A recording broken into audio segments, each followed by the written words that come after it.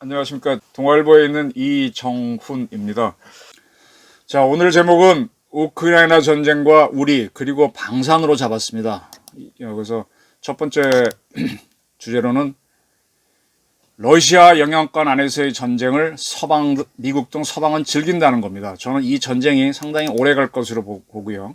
두 번째로 이 전쟁은 우리한테도 상당히 의미가 있다는 걸 설명드리고 싶습니다. 소련이라는 나라는 다 아십니다. 근데 간단하게 설명을 좀 드릴게요. 제가 이 공부를 하다 보니까 이 대한민국 체제라는 게 굉장히 중요하다는 생각을 하는데 이 체제를 요즘 많이 흔들리는 것 같습니다. 앞에 있었던 정부는 체제를 지키는 기관들을 권력기관이라 그래서 검찰, 경찰, 국정원, 군 등을 개혁을 한다고 했는데 과거사위원회를 만들어서 그렇게 마구 흔들어 놓으면은 국가가 흔들릴 수도 있거든요. 이 체제는 상당히 중요합니다. 그 소련이란 나라는 공산주의자들이 만든 건데 이들은 이제 프롤레타리아로 하나된 세계를 만들려고 한 집단입니다. 그래서 제1인터내셔널, 제2인터내셔널 노동자가 중심이 된 국경이 없습니다. 인터내셔널을 만들려고 했는데 이게 다 실패를 합니다.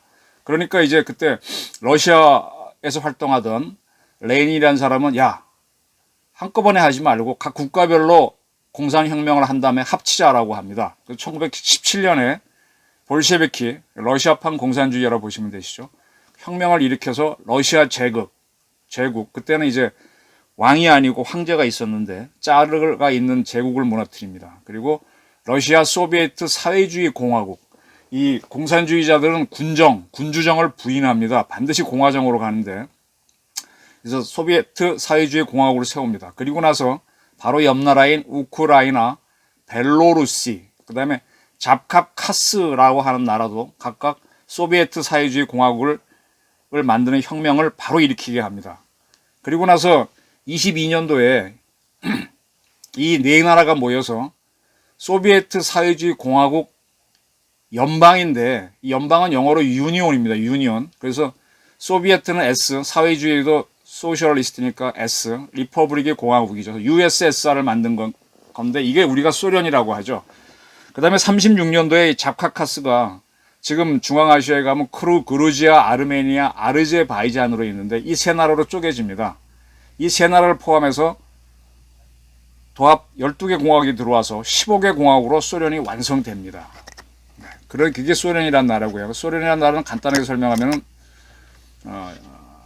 공산국가들이 모인 유엔이라고 보시면 돼요. 근데 유엔은 느슨한 국가연합체인데 굉장히 단단한 국가연합체. 이와 비슷한 거는 영국이 만든 그 영연방이 있는데 영연방보다 훨씬 강력한 국가체. 실제로 유엔에서 소련은 하나의 국가로 인정이 됐습니다. 이러한 동산국가 연합체, 이제 인터내셔널을 만든 거죠. 다른 나라에서 만들어진 공산당도 들어와야 되는데 유고슬라비아라든지 중공, 제가 중공이라고 하겠습니다. 북한, 쿠바는 들어오지 않았습니다. 그렇게 쭉 70년을 가다가 91년도에 동유럽에서 헝가리하고 그 전에는 먼저 폴란드였었죠. 그래서 민주혁명이 일어납니다. 이게 소련에도 영향을 끼치기 시작하는데 이 소련을 결성한 나라는 아까 말한 대로 러시아, 우크라이나, 벨라루스입니다. 그 자카카스 공화국은 해체됐으니까 없고요. 이 세 나라가 유엔으로 얘기하면은 유엔 안보리처럼 거부권, 결정권이 있는 겁니다. 이 세 나라가 소련 해체를 결의합니다. 그래서 91년 12월 30날인가요? 소련이 15개 공화국으로 분리돼 나갑니다. 그러자 바로 러시아가 12개 나라를 모아서 CIS를 만드는데 이때 라트비아, 에스토니아 등 세 나라, 발틱 세 나라는 빠집니다. 그래서 12개로 CIS를 만드는데 우크라이나는 참여하죠. 근데 이게 상당히 느슨해서 2008년도에 우크라이나는 탈퇴를 합니다. 네. 그리고 이제 우크라이나는 어떤 행보를 취하는가 왔다 갔다 합니다. 그 소련이 붕괴되고 난 다음에 미국이 세계적인 비핵화를 추진합니다. 그래서 그 러시아를 제외한 14개 나라, 그 중에 없는 나라도 있지만 거기에 있던 핵무기들을 전부 다 러시아로 보내라 하는 게 미국이 추진했던 세계적인 비핵화입니다. 이 비핵화 분위기 속에 바로 맞춰갖고 우리의 노태우 정부가 장단을 맞추는데 소련이 붕괴된 게 91년 12월 30일인가 그렇던데 바로 그 다음날 한반도 비핵화 공동선언을 발표합니다. 어차피 미국이 소련이 과거 자기네 그 국가에 배치했던 거를 러시아로 빼내오듯이 그에 대한 반대급부로 미국도 전 세계에 배치했던 핵무기를 빼내는데 우리 것도 빼가라고 한반도 비핵화 선언을 해버리죠. 그리고 난 다음에 그 소련이 그 6개 나라를 모여서 바르샤바 조약기구를 만들었었는데 그 소련을 제외한 6개 바르샤바 조약기구가 국가들이 전부 다 나토에 가입합니다. 그리고 소련에 포함되어 있었지만 CIS에 안 들어간 발틱 3국, 라트비아, 에스토니아, 리투아니아 이런 나라도 나토에 가입합니다. 그렇게 해서 나토가 굉장히 커지죠. 근데 CIS를 2008년에 탈퇴한 우크라이나는 나토하고 EU에 가입한다라는 걸 검토했지만 되지가 않습니다.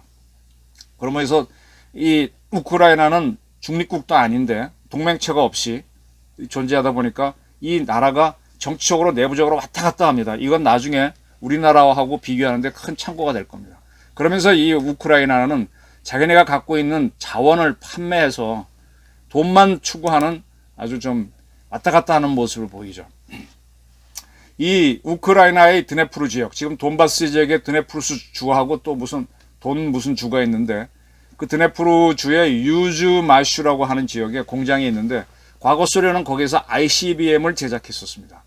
이 ICBM은 액체 로켓을 쓰는데 RD-250 그 RD-250 기술을 우크라이나가 갖게 되었죠. 이 핵탄두는 러시아로 반환했지만 우크라이나는요 중공에다가 굉장히 많은 구소련 군사 기술을 판매했습니다. 지금 중공이 랴오닝 항공모함을 운영하는데 거기에 올라가는 J-15 함재기, J는 섬멸하다 할 때 섬자죠. 한자로는 젠으로 발음하는데 그 기술도 팔았고 그 다음에 지금 그들이 운영하는 랴오닝 항모는 이 우크라이나에서 지역에서 짓고 있었죠. 크림반도 쪽에서 발약 항공모함 짓다가 만 건데 그걸 저기 희망봉을 돌아가서 갖고 가서 지금 중공이 항모를 만들었죠. 2014년쯤에 크림반도를 우크라이나는 뺏깁니다. 그때 그 무렵쯤에 북한의 RD-250 기술을 밀수출합니다. 그래서 북한은 이 RD-250 두 개를 묶어가지고 백두산 발동기 추력이 80톤짜리입니다. 참고로 지금 대한민국이 조만간 다시 쏠 누리호에 들어가는 누리호 엔진 추력은 75톤입니다. 우린 그걸 4개를 묶어서 누리호를 쏘는데 1단으로 해서 북한은 2017년 3월 18일 이 백두산 발동기 지상점화에 성공해서 그걸 3.18 혁명이라고 명명한 적이 있습니다. 그리고 이걸 한 개를 묶어서 2017년 중에 굉장히 위협을 가하는데 화성 12형을 만들었고 두 개를 묶어서 화성 15형을 만들었는데 이거는 LA를 때릴 수 있습니다. 그리고 최근에는 이걸 4개를 묶어서 우리의 누리호랑 비슷하죠. 화성 17형을 제작해서 지금 며칠 전에도 쐈었죠. 이건 미국의 워싱턴을 때릴 수 있습니다. 완전한 ICBM이 완성됐고요. 지금 7차 핵실험을 하겠다 그러는데 그러면 다 아시는 대로 소형화를 확인하기 때문에 다탄도 ICBM을 만드는 게 됩니다. 러시아 우크라이나의 갈등에 설명드릴게요. 이렇게 이제 우크라이나가 확산을 해왔기 때문에 미국을 위시한 나토 국가들은 우크라이나에 부정적이었습니다. 러시아도 그렇게 가게 되고요. 근데 우크라이나하고 러시아는 원래 같은 뿌리에서 나왔습니다. 벨라루스까지도. 지금 거기 수도가 키예프죠. 요즘은 키이우라고 하던데 거기에 옛날에 키예프 공국이라고 있었습니다. 공국은 뭔가 하면은 왕이 군주면 왕국, 황제가 군주면 제국이고 공작이 군주이면 공국입니다. 우리가 제국은 제자는 여러 제자고 후는 후작이 쉽게 말하면 군주인 나라가 후국이죠. 그래서 그걸 통칭 후국이라고도 하는데 키예프는 하여간 공작이 군주였다고 보시면 됩니다. 이 나라가 쪼개져서 세 나라가 되는 겁니다. 그리고 러시아 제국이 힘을 쓸 때는 우크라이나는 과거 우리가 중국의 속국이었듯이 속국이었던 걸로 보입니다. 자, 근데 우크라이나가 남쪽에 있고 하다 보니까 소련 시절 러시아는 이쪽에서 많은 산업을 일으켰고 또 그에 따라 러시아인들이 많이 이주해서 살았었습니다. 소련이 붕괴되자 이제 지역 감정, 국민 감정이 일어나는지 러시아인들이 탄압을 받죠. 그러니까 그들이 저항을 하기 시작하다가 점점 그게 커져서 우크라이나에서 분리하자, 독립하자 이렇게 추진이 되고 러시아는 그럼 우리한테 들어와라 이렇게 하다가 2013년도에 크림반도를 1차 병합시키게 되죠. 그때 내전이 있었죠. 그 다음에 드네프르 등 돈바스 지역도 러시아 지역으로 가겠다고 해서 계속 내전 상황으로 있었습니다. 자, 그러다 이제 전쟁이 커졌는데 지금 러시아는 우크라이나 침공을요 전쟁이라고 부르지 않습니다. war라고 안 합니다. 그냥 conflict, 영어로는 뭐 위기, 개입, 뭐 사태 정도 이렇게 부릅니다.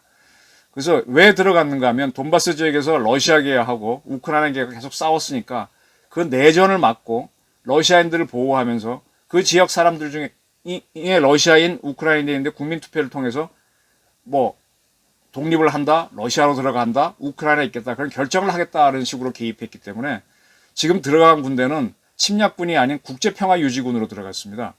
유엔평화유지군이 아닙니다. 유엔평화가 아닌 러시아가 스스로 결정한. 이거는 과거 미국이 아프간과 이라크에 들어갈 때 다국적군을 만든 것과 비슷하다고 보시면 됩니다. 러시아는 참고로 벨라루스와 같이 만들었습니다.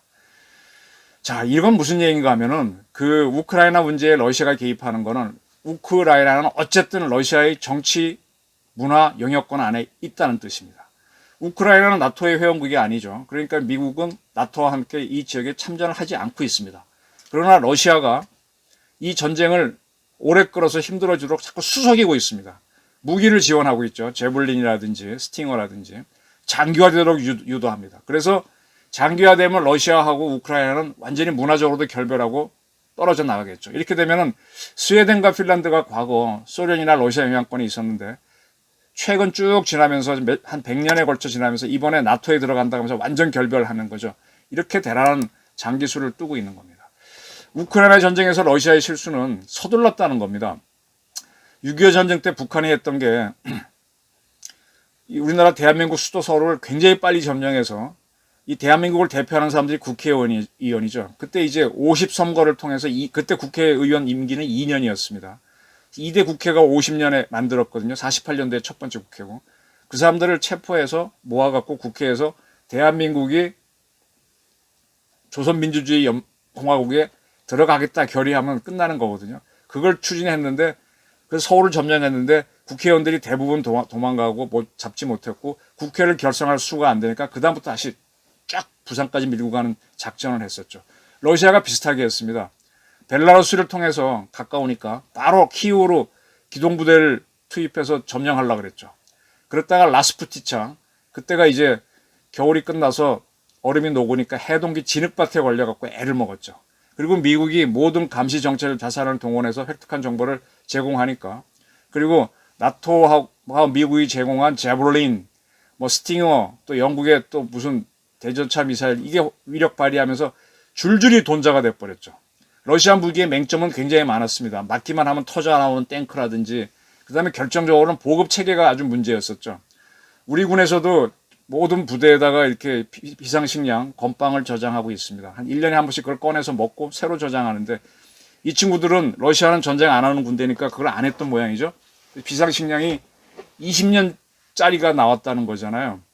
그래, 있는 걸 새로 교체 안 하고 그다 쥐가 돼 뛰어먹겠죠. 그래서 이 친구들이 키우에 가서는 막 마트를 털고 한 그런 사태가 벌어졌습니다. 그래서 엉망진창인 걸 알면서 러시아가 바로 키우로 갔던 부대를 빼는데, 이때 우크라이나의 실수는 빠져나갈 때 을지문덕처럼 설수대첩을 해서 박살을 냈어야 되는데 못했다는 겁니다. 큰 실수입니다. 이게 지금 우크라이나의 부담이 됩니다. 그렇지만 미국의 정보를 토대로 이제 흑해에서 해전이 벌어지는데, 흑해 함대의 지휘함, 요즘은 자꾸 기함이라 그러는데 기함은 일본 해군의 표현이고요. 우린 지휘함, 뭐 사령함 이렇게 해야 되죠. 모스크바 순양함을 대한미사일 3발인가 2발로 격침시켰습니다. 그것도 따지고 들어가면 러시아 과거 소련 대한미사일이었죠. 그리고 지금 애를 먹고 있는 게, 지금 러시아가 흑해 함대에 추가로 함대를 보내려고 하는데, 바로 그 앞에 흑해 앞에 나토 회원국인 터키가 있죠. 거기에 보스포러스 해협이 있는데 러시아가 거기에 러시아 해군 통과를 금지시키고 있습니다. 그래서 추가로 해군이 못 가고 있어서 지금 상당히 애를 먹고 있습니다.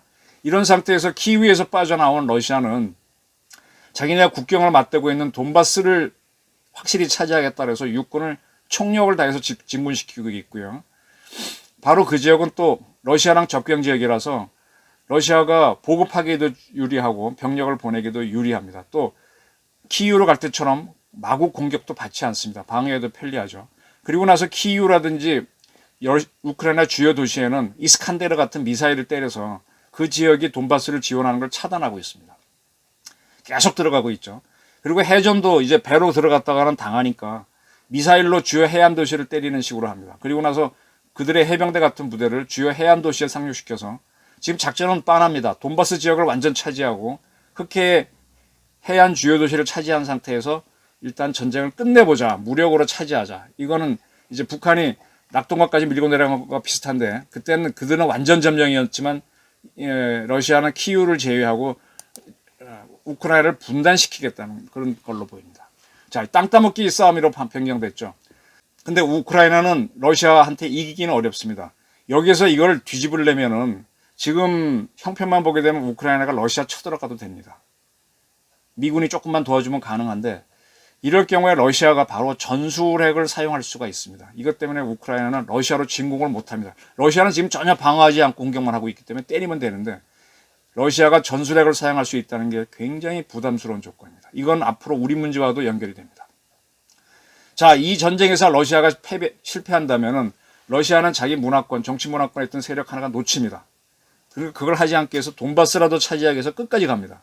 그리고 미국은 이게 장기전이 되면 러시아가 국력이 소진되죠.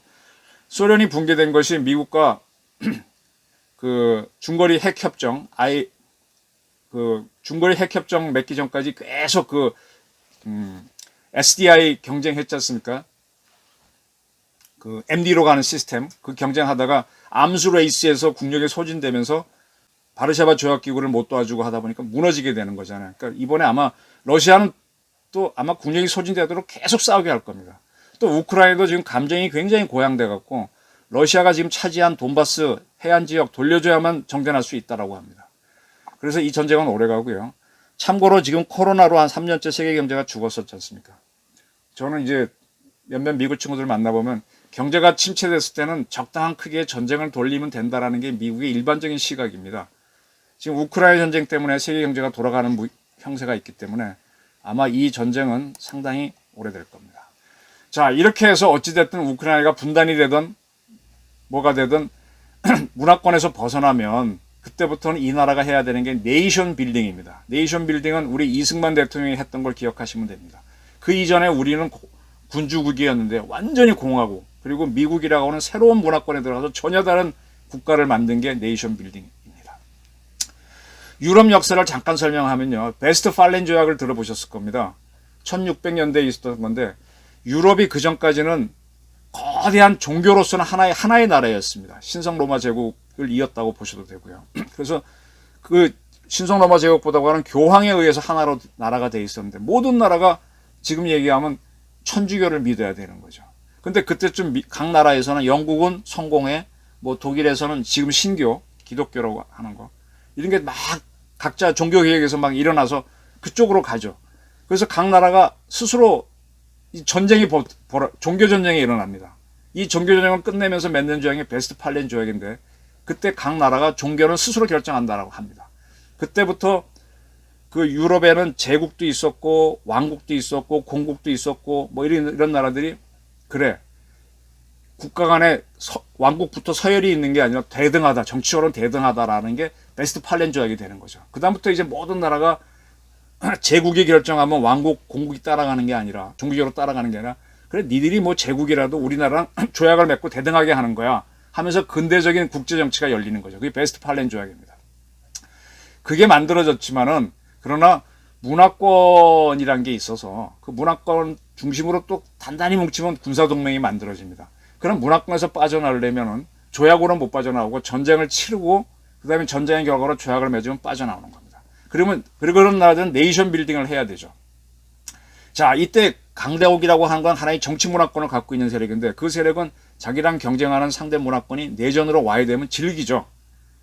그리고 자기 문화권은 필요하면 확대하려고 하는데 무력을 쓰는 경우도 있습니다. 그것이 바로 1차 대전, 2차 대전, 제국주의 전쟁이죠. 이때의 제국주의는 아까 제가 말한 군주에서의 제국하고는 좀 다른 개념입니다. 자, 이 러시아 우크라이나 전쟁은요. 미국과 러시아가 야 이제 러시아가 힘이 딸린다 또는 러시아가 이겼다 이렇게 돼서 미국도 못 바꾼다. 또는 러시아가 더 이상 안 되겠다. 우리 그만 싸울래 해서 미러가 합의하면은 중단됩니다. 이거는 유럽에서의 냉전이 미국과 소련이 90년인가 89년대 지중해에 있는 자금선 몰타에서 냉전을 끝내자라고 합의하고요. 그에 따라 소련은 자기네 동맹국에게 지원을 안 한다.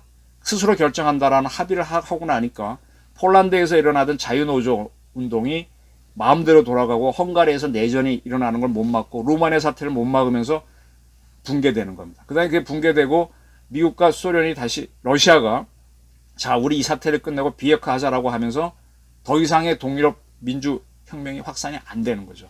결국 세계의 질서는 미국과 러시아가 결정합니다. 우크라이나도 거기서 벗어나지 못합니다. 자, 우크라이나가 이런 정치 문화권에 있다면 우리는 어떤 문화권인지 요거는 우리의 역사에 대한 지식이 좀 있어야 되는데 조금 복잡할 수도 있지만 재밌을 겁니다. 설명드리겠습니다. 삼국시대 부분은 건너뛸게요. 자, 고구려가 패망한 이후에 말갈족의 리더였던 대조영이 이들은 성을 대시를 썼죠. 나라를 세웁니다. 그게 대진국입니다. 근데 우리는 발해라고 배웁니다. 이 발해는요. 중국에 있었던 나라들이 옛날에 초기에는 군을 설치했죠. 요동군, 낙랑군 기억하신 겁니다. 그것처럼 발해군을 설치합니다. 발해군이 있었던 것 같은데 힘이 없었어요. 이건 금방 없어지는 군입니다. 근데 그리고 우리 고구려 왕이요. 고구려가 요동군을 차지합니다. 그러니까 중국에서 있던 나라들이 어떻게 하면 요동군 공 고구려 왕 이렇게 책봉을 자기를 줍니다.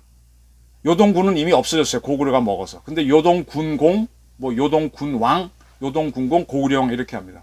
이 발해라는 나라가 아니고 대진국을 세웠는데 발해군왕하고 발해군공 이런 식으로 이제 봉작을 해줍니다. 그래서 그리고 또 그 나라가 스스로 대진국이란 이름보다 발해라는 이름을 더 많이 쓴 것 같기도 하고 또 중국 기록은 또 발해라고 다 했어요. 고구려는 요동군 이렇게 안 했는데 그래서 우리는 발해로 알고 있죠. 발해라 운영하는데 이 대조영 발해 바로 옆에 거란족이 있었는데 얘네들은 당나라에도 예속되고 고구려도 예속되고 이 대진국에도 예속된 나라였는데 이놈들이 일어나서 대진국을 붕괴시킵니다.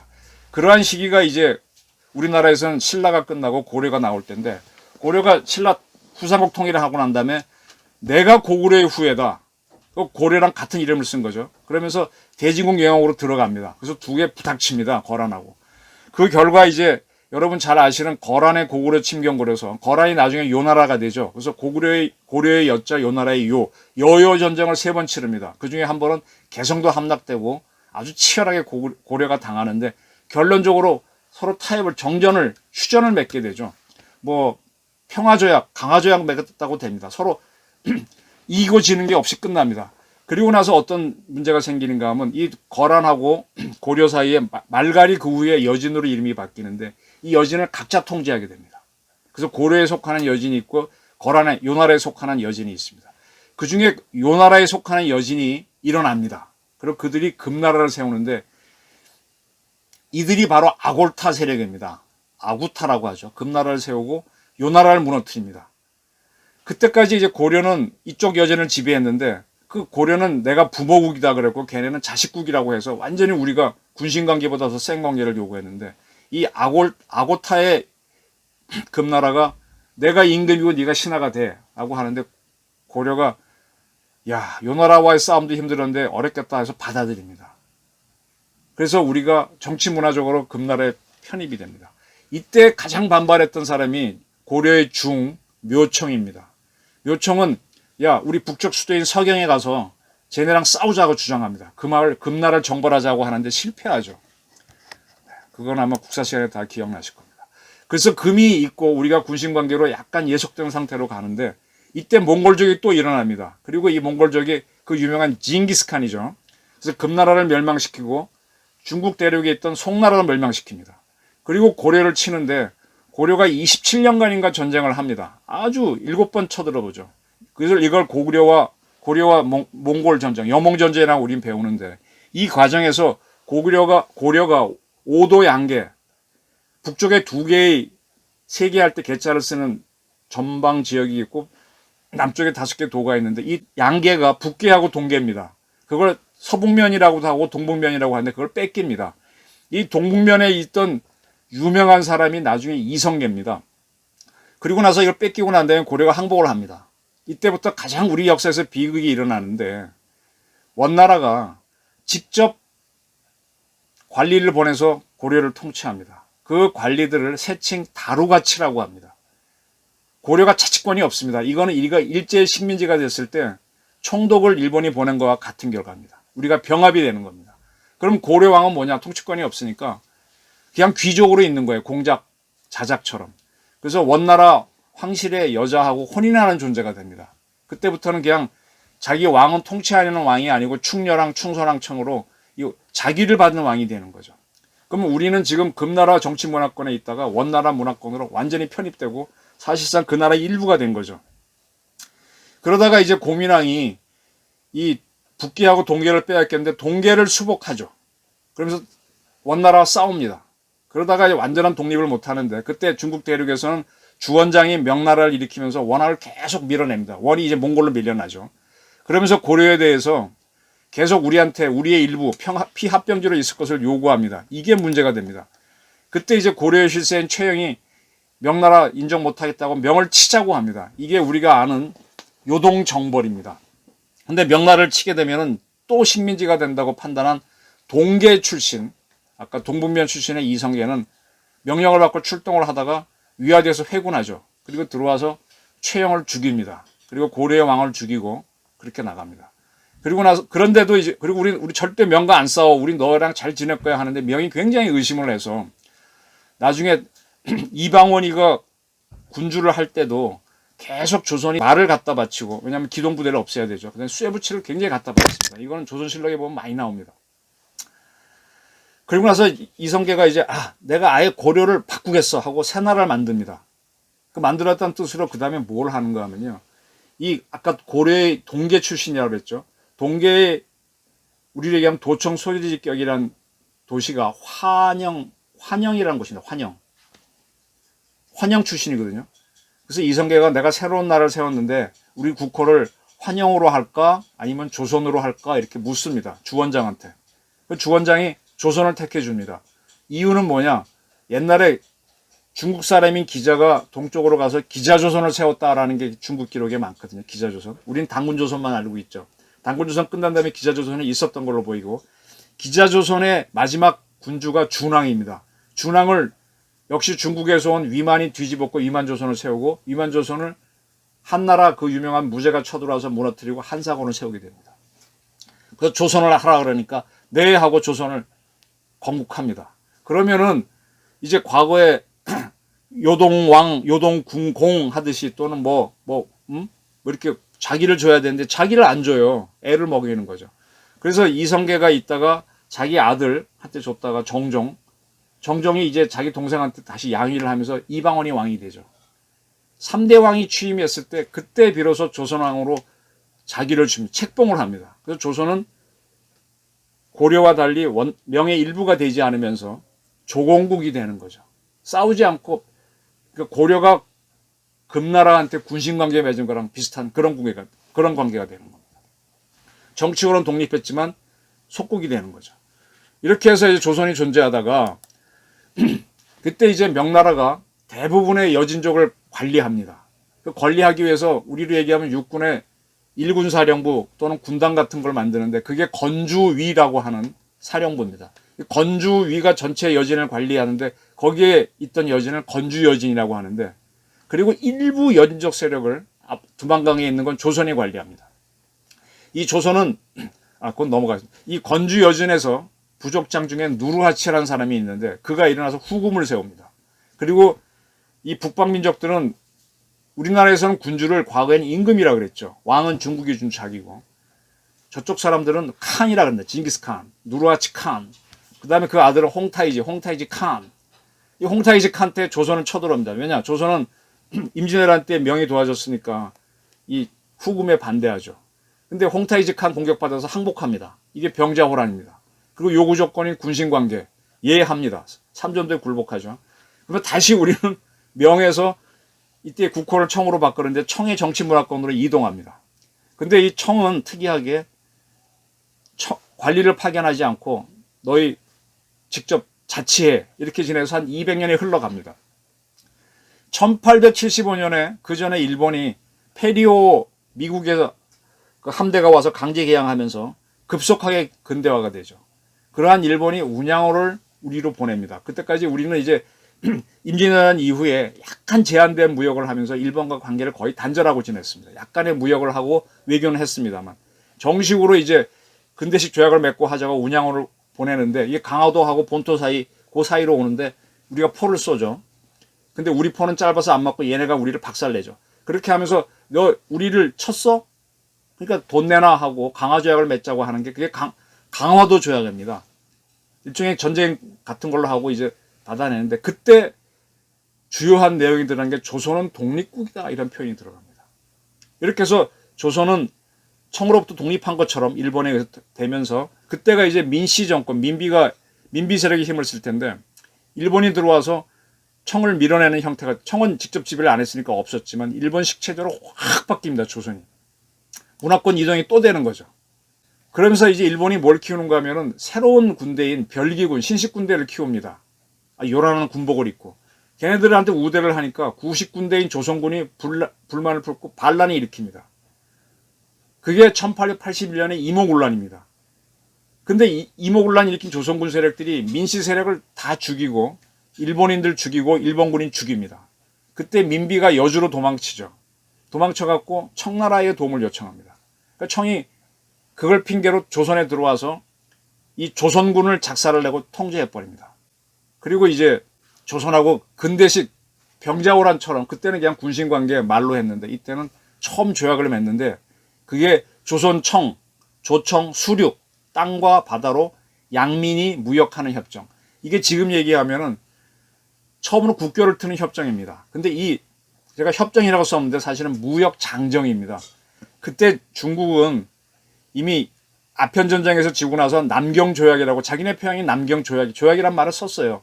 중국은 조약, 조규, 장정 이런 식으로 그 조약에도 우리도 왜 조약, 협정, 협약, 뭐 MOU 이런 식으로 디그리가 떨어지잖아요. 그러니까 우리는 속국이니까 장정을 맺는데 이 장정의 전문에 보게 되면 구례부터 여기는 우리의 뭐 속방이나 이런 표현, 그러니까 다시 속국이 됐다는 표현이 있습니다. 다시 우리는 문화권에 이동하는 거죠. 그리고 청나라는 나라를 감독하는 대신이라 그래서 원세계를 보냅니다. 25살짜리가 와서 고정을 막 갖고 놀죠. 이게 불만이 돼서 일본의 의지에서 개혁을 하자는 세력들이 2년 후에 갑신정변을 일으키는데 김옥균이죠. 실패해서 도망갑니다. 그리고 10년이 더 가고 난 다음에 청일전쟁이 일어납니다. 그때 일본이 이기죠. 이겨갖고 전쟁을 끝내는 시모노세키 조약을 맺는데 그때 제1조가 조선은 독립국입니다. 그래서 조선은 다시 독립을 하면서 다시 일본 문화권으로 갑니다. 그 해가 이제 갑오년인데 그때 조선은 다시 일본식으로 개혁하자 그래서 그 유명한 갑오경장을 합니다.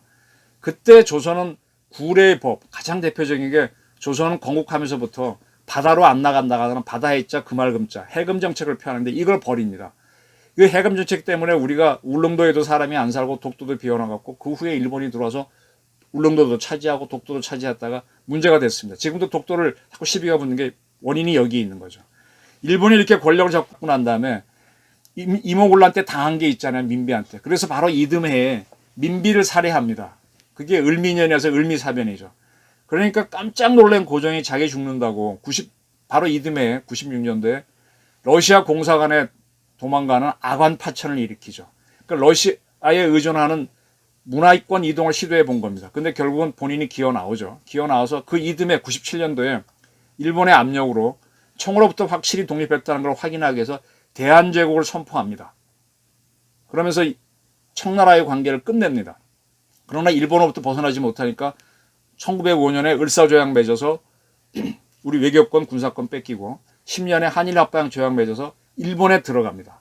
완전한 문화권 이동이고 일본은 총독등, 다로가치를 보내는 거죠. 직접 통치하면서 우리는 일본의 일부가 되는 거죠. 그럼 조선왕은 뭐가 되느냐? 그 충렬한 고려왕처럼 자기를 가지는 왕이 되고 통치권은 없죠. 일본 공주의 혼인 대상이 됩니다. 가장 쉽게 말하면 영친왕이 이방자 여사와 결혼한 이방자 여사 일본 이름이 길어서 설명하지 않겠습니다. 자, 이렇게 돼 있다가 우리는 45년도에 미국이 일본을 패망시키는 덕택에 해방을 맞습니다. 그리고 이제 미국과 소련군이 군정을 위해서 남북으로 진주를 하죠.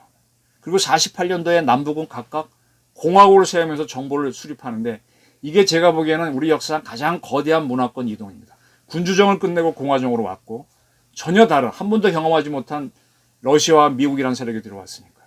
그리고 이제 6.25 전쟁 치른 다음에 분단으로 갔고 분단 이후에 냉전이 지금까지 유지되는 겁니다. 자, 우리나라는 지금 간단히 설명은 뭐 금나라, 몽골, 명, 청, 일본, 미국 이렇게 영향권을 바꾸면서 소속돼 왔었죠.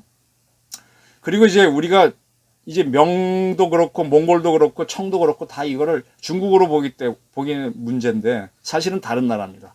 그리고 우리가 지금 제 이름도 한자지만은 한자를 수입했고 중국 제도가 많아서 계속 중국의 일부로 있었다는 생각이 있습니다. 이걸 가장 활용 잘한 게 시진핑인데 시진핑이 2017년도에 처음으로 트럼프 만났을 때 둘이 얘기했죠. 한국은 중국의 일부다. 이거는 나중에 워싱턴 포스트인가 뉴욕타임즈에서 트럼프가 그렇게 이야기하더라라고 해서 알려졌었죠. 그러니까 중국은 지금도 다시 우리를 자기 문화권 우크라이나처럼 데리고 있으려고 한다라는 겁니다. 자, 이 동북아의 세력균형을 줄여서 균세라고 하죠. 균세가 깨져나간다면 이런 제목입니다. 자, 정전협정이란 게 무슨 의미가 있는가 하면은 그때 중국은 팽덕회가 지휘하는 조선인민지원군, 지금 우리 이근 씨가 우크라이나에 갔다 왔는데 그 친구가 갔다 온 게 의용군이죠. 조선인민지원군이 바로 자발적으로 지휘하는 발런티어 군대입니다. 의용군입니다. 그걸 끌고 참전을 했기 때문에 정전협정에 남측에선 유엔군 사령관, 우리 이승만 대통령이 통수권자로 사인해야 되는데 안 했죠. 북한에선 김일성이 북한군 최고사령관으로 하고 팽덕회가 인민지원군 사령관으로 사인을 합니다. 이 사인 덕택에 중국은 다시 한반도로 들어올 수 있었죠. 우리가 군정 미소관이 할 때는 완전히 빠져나가 있었는데 이 정전체제는 유엔이 승인한 거라서 중국은 한반도의 정전체제를 유지할 책임이 있습니다. 그리고 중공은 유엔의 상임이사국이니까 유엔이 지금 정전을 했으니까 이 정전체제에 여전히 참여할 책임과 의무가 있는 거죠. 근데 유엔의 상임이사국은 자기네를 제외한 모든 나라는 비핵화를 요구하니까 중국은 북한을 비핵화할 책임도 있습니다. 이러이러한 과정을 거치면서 중공은 다시 북한 지역을 자기네 정치 문화권으로 갖게 됐다고 저는 보는 겁니다. 우리는 미국 정치 문화권으로 들어간 거죠. 그리고 청과 후금도 몽골도 자기를 보기 때문에 한 2000년간 자기네 문화권으로 있다라고 보는 거죠. 그러나 자세히 보게 되면 45년부터 일정한 기간 지금도 러시아가 북한을 자기 영향권으로 보고 일본도 우리를 영향권으로 본다는 복잡한 관계가 한반도에 있습니다. 근데 그 중에서 가장 대립이 심한 게 지금 미중 대립인데 지금 한반도의 정전체제는요, 남북 간의 군사 대결이 세력균형을 균세를 잡고 있고 미중 간의 군사 세력균형을 잡고 있어서 이게 평화가 유지되는 거거든요. 평화는 균세가 깨지면 바로 전쟁으로 갑니다. 근데 90년, 91년에 동유럽 민주화는 그쪽에 균세가 깨지면서 이루어진 거잖아요. 거기서 불안 느낀 북한이 바로 핵무장으로 갔잖아요. 그래서 그것 때문에 한반도 비핵 공동선언을 했었던 거고. 근데 지금 와서는 이 한반도를 비핵화해야 되는 중국이 미국과의 세력균형을 잡기 위해서 그다음에 미국을 압박하는 꽃놀이 패로서 북한의 비핵화를 말로만 하지 마라 해서 그냥 두고 있지 않습니까? 근데 그러한 중국은 71년도에 핑퐁 외교로 미국이 접근을 했어요. 왜? 중국을 한편이 돼서 소련을 흔들어 보려고. 그래서 이제 중국이 발전하도록 79년도에 수교를 하고 나서는 이 자본주의권으로 편입시키죠. 그래서 가트의 후손인 WTO에 참여시켜가지고 그 결과 인건비 때문에 중국이 세계의 공장이 되지 않습니까? 급성장하니까 중국이 G2가 돼갖고 이제 와서는 1대1로 하면서 미국은 들어오지 말라면서 태평양에 도련을 설치하고 있죠. 도련은 섬도자에다가 쇠사슬 연자, 영어로 하면 아일랜드 체인입니다. 섬을 쭉 이어서 거기 철막을 치겠다는 거죠. 옛날 얘기하면 아이언 커튼 비슷한 거죠. 그리고 나서 이제 남중국해하고 이쪽을 자기네 바다라고 그 구단선 설치하고 하니까 미국이 폰 오브를 하고 있습니다. Freedom of Navigation, 항행의 자유, 그 다음에 오피는 오퍼레이션입니다. 폰 오브를 하면서 야, 니들이 그 무인도에다가 CBL이 영해 설치하는데 그거 인정 못해. 그리고 영해일지라도 군함은 그냥 무해 통항하면 돼 하고 지나가면서 하니까 여기서 지금 남중국해 사태가 커지는 거죠. 그리고 나서 중국을 경제적으로 봉쇄하기 위해서 이번에 우리가 가입한다는 인도 패시픽 이코노믹 프레임워크, 그 다음에 쿼드, 뭐 여러 가지, 그 다음에 프리핸드 오픈 인도 패시픽, 일본하고 같이 했던 그런 것들을 쭉 하면서 이제 고립을 시키고 있습니다. 미중 간의 대립이 심해집니다. 그리고 중국은요, 우리가 북한을 개인적으로는 우리나라에서는 우리 영향권이라고 보죠. 실질적으로는 영향을 발휘 못하지만, 마찬가지로 중국은 우리하고 미국, 일본과 다 수교를 할 때 원 차이나를 인정받았습니다. 대만은 중국의 일부다. 그래서 대만을 자기 문화권으로 보는데, 지금 대만이 중국 위협 때문에 독립하는 쪽으로 가고 미국이 지원하죠. 그럼 이게 세력 균형을 깨는 거니까, 문화권을 깨는 거니까 침공할 가능성이 있습니다. 대만을 침공하게 되면 동북아의 균세는 깨져나가죠. 그래서 미국이 대응하게 되면 그 자위대는 미군의 일부니까 일본이 참여합니다. 그럼 우리는 미국과 상호방위제한 맞았으니까 우리는 어떻게 할 겁니까? 우리도 크게 변화가 생기는 거죠. 그리고 북한이 지금 핵을 갖고 있는데 어떤 우리가 지금 미국이 유엔을 통해서 굉장히 제재하는데 여기에 못 견디고 뭔가 행동을 하게 되면 한미연합군이 대응하게 되죠. 그러면 중공도 자기 문화권 보호하고 또 중국과 북한의 우호조약 제6조에 따라 자동 참전하게 되면 어떻게 됩니까? 복잡해집니다. 근데 중국과 북한은 핵을 갖고 있으니까 이쪽에서의 균세가 붕괴되는 건 매우 예민한 문제가 됩니다. 중국과 북한의 핵에 대응하기 위해서 지금 미국은 확장 억제 전략, Extended Deterrence를 제공하는데 이게 뭐냐? 간단합니다. 세 가지입니다. 해구산 제공, 재래식 정밀 타격, MD 이겁니다. 해구산 제공이란 건 미국의 핵무기를 제공하는 건데 미국은 지금 ICBM을 한국에 배치할 수 없어요. 그 다음에 가까이서 쏘는 핵무기는 없습니다. 미국이 비행기에서 떨어뜨리는 핵폭탄은 B-61입니다. 비행기 투하탄, 전략폭격기나 스텔스에서 떨어뜨리는 거. 그 다음에 미국이 쏠 수 있는 작은 토마호크에 달 수 있는 핵탄두는 W-72입니다. 요거를 한반도에 배치하는 게 해구산 제공인데 이걸 하려면 핵 재배치를 해야 되고 핵 공유를 해야 되는데 이번 한미 정상회담에서 이 부분은 빠졌기 때문에 해구산 제공은 저는 립 서비스라고 봅니다. 두 번째, 토마호크로 때리는 것들인데 이건 할 수 있겠죠. 세 번째, MD로 방어하는 건데 이거 하려면 우리 KAMD를 MD에 연동시켜서 가입해야 되는데 DJ 이후 이건 안 하고 있습니다. 그러니까 결국은 미국이 제공하는 그 확장 억제가 완벽하지 않기 때문에 북중은 위험하면 도발을 할 수 있습니다. 유혹에 걸립니다. 우리의 안보는 결국 중국과 북한이 뭘 하느냐에 따라 결정되는 아주 취약한 구조입니다. 자, 이번에 이제 방산동맹에 대해 설명을 드리겠습니다. 이번에 정상회담에서 한미 RDF MOU를 맺기로 했습니다. 우리가 살아남는 가장 방법, 전쟁을 안 나가는 방법은 한미동맹을 세게 해서 균세를 잡는 게 가장 첫 번째 방법이고요. 두 번째로는 그것만으로는 안 되죠. 외교로는. 국방 능력을 극대화해야 됩니다.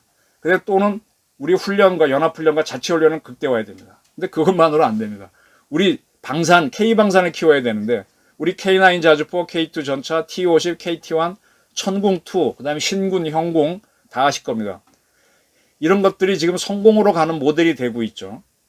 근데 군사동맹도 중요하지만은 저는 최고의 동맹은 군사무기 개발 동맹이라고 봅니다. 이건 소스코드를 공유하는 거죠. 대표적으로 지금 드론이 전 세계로 퍼져 있는데 이거는 이스라엘이 먼저 했던 거지 않습니까? 미국이 참여하면서 소스코드 공유하면서 같이 개발한 것도 있고. 그 다음에 지금 MD도 이스라엘이 자기네 살기 위해서 아이언돔 비슷한 걸 먼저 하다가 그 다음에 데이비드 슬링, 그 다음에 뭡니까 에로 등을 하다 보니까 미국이 이제 사드, 뭐 팩3 이렇게 가면서 아이언돔은 아직도 미국이 이스라엘이 앞서 있고요. 그래서 둘이 공동 개발하는 게 있습니다. 이거는 머리를 같이 맞추는 거니까 생각도 소스코드도 통일하는 겁니다. 이거 이상 확실한 동맹은 아직은 없는 것 같습니다. 지난 정상회담에서 우리가 미국과 군수상호조달협정 RDP를 맺기로 했습니다. 좀 상당히 의미가 있는데 나토 국가들은 거의 했는데 우리는 늦었죠. 새로운 무기를 만들려면 첫째 조건이 뭡니까? 적을 알아야 되죠. 적이 어떤 무기인지. 미국과 같은 무기를 만든다면 미국이 알고 있는 적 정보를 우리가 받을 수 있죠. 그 다음에 소스코드를 공유하죠. 그럼 굉장히 이게 동맹 이상이 됩니다. 근데 미국은요, 이게 왜 중요한가 하면 현재는 미국이 자국산 방산을 보호하기 위해서 방산 원가의 55% 이상은 미국 걸 쓴 것만 미국 무기 수지장에 들어올 수 있다 그러는데 앞으로 이걸 75%까지 올린다고 하지 않습니까? 근데 우리가 RDP를 맺으면은 우리에 대해서는 이 퍼센트가 뚝 떨어집니다. 그럼 한국 방산이 미국에 들어갈 수가 있죠. 우리가 과거 T50을 미국에 수출하려고 했는데 그거는 우리께 수출하는 게 아니라 로키드 마틴이 제작하고 우리가 서브로 들어간 거를 미제로 들어가는 거였습니다. 근데 앞으로 이제 RDP가 되면 들어갈 수가 있죠. 그럼 마찬가지로 미국도 우리 방산에 들어옵니다. 이렇게 되면 카이나 하나나 이런 문제는 오히려 좋아지지만 우리 중소 방산업체들은 죽을 겁니다. 힘들 겁니다. 절충교육으로 먹고 사는 회사들이 절충교육 뺏기고 막 이렇게 되는데, 이렇게 되면서 아마 우리 한국 방산도 커질 거라고 봅니다. 자, 이제 우리의 운명인데, 지금 우리가 지금 실력을 보니까 K 방산을 보게 되니까 자주포나 장갑차, 전차, 육상무기, 기동무기는 우리께 좋아요. 미국도 뭐 팔라딘 자주포라든지 에이브람스 전차 이런 것들이 개발이 잘 안 되고, 또 우리 전차가 독일제도 지금 이기고 있잖아요. 그 다음에 함정도 우리 조선술 때문에 구축함 이하의 함정, 우리께 오히려 낫습니다. 이스 체제가 미국이 좋은 거지. 훈련기 이하 군용기는 우리가 기술이 있어요. 미국은 훈련기 안 만들어요. 기본적으로 전투기 이상 만드니까. 그럼 같이 할 수 있는 거 아니냐. 그 다음에 지금 우리가 SMR, 소형 모듈 원자로를 기술도 있고 자체 모델도 있고 미국과 공동 생산할 수도 있으니까 이거 하기 위해서 한미 원자력 고위급 회담하기로 했죠. SMR에 들어가는 핵 연료는 20% 농축하는 거야 됩니다. 20% 농축한 우라늄은 우리가 공격 원잠을 만들 때 거기에 탑재할 수 있습니다. 지금 호주가 영국과 미국의 도움받아서 공격 원잠 만들기로 했으니까 우리가 이쪽으로 가야 되죠. 그 다음에 아르테미스라 그래서 국제 공동으로 우주 개발을 하는데 우리 한국이 참여합니다. 우리가 미사일과 우주 통신을 하다 보게 되면 여기 들어갈 수 있습니다. 그리고 KAMD하고 미국의 MD를 연결시키면 우리의 확장 억제가 늘어나죠. 이런 식으로 우리가 K방산을 끌고 나가고, 지금 제가 늘 주장하는 게 한국 민주주의, 한국 데모, 우리 시위하는 거, 저기 K데모라 그러는데 K데모 수출하자는 겁니다. 뭐냐? 님을 위한 행진곡이 뭐 광주 주제가 좋습니다. 이런 거를, 이게 우리 한국 민주화를 했으니까 평양의 김일성 대학 김책공대생들이 부르도록 집어넣으라는 겁니다. 그리고 K 방산을 미국과 같이 한다면 어쩌면은 우리는 통일을 할 수도 있다. 북한 민주화 공작이 성공하면. 이게 제가 우크라이나 전쟁을 보면서 우리 문제하고 그 다음에 우리의 방산을 키우는 저희 방안이었습니다. 이상 제 의견 발표를 마치겠습니다. 감사합니다.